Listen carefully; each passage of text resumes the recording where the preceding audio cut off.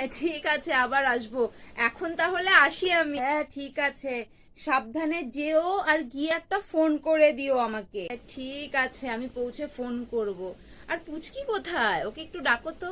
এই পুচকি, এদিকে আয় তো। হ্যাঁ আন্টি বলো।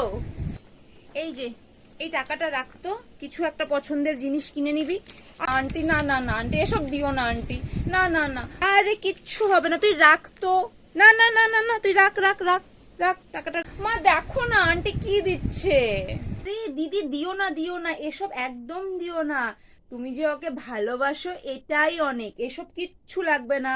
হ্যাঁ আন্টি, তুমি আমাকে ভালোবাসো এটাই অনেক।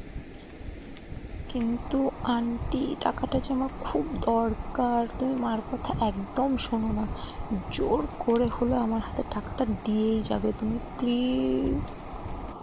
আরে তুই রাখতো। আরে দিদি তুমি চুপ করো তো, আমি ওকে ভালোবেসেই দিচ্ছি, ও একটা কিছু কিনে নেবে। আন্টি তুমি যে কেন দিচ্ছ আমাকে, এটা একদম ভাল লাগছে না। আরে দিদি, তুমি যে কি করো না, এসব ভালোই লাগে না। কিচ্ছু হবে না, রাখতো। আমি আসছি তাহলে এখন। আরে পুচকি, যাচ্ছি। হ্যাঁ হ্যাঁ ঠিক আছে দিদি, তাহলে এখন আসো। ঠিক আছে, থ্যাংক ইউ আন্টি।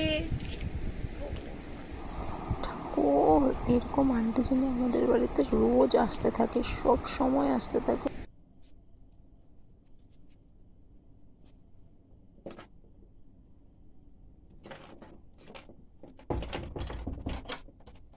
কিরে পুচকি, কত টাকা দিল রে?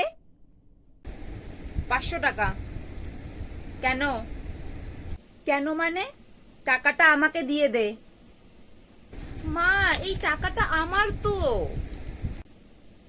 তোর হয়েছে তো কি হয়েছে? তোর যখন লাগবে তখন তুই টাকাটা আমার কাছ থেকে নিয়ে নিবি, থোড়ি আমি বাড়ি ছেড়ে পালিয়ে যাব।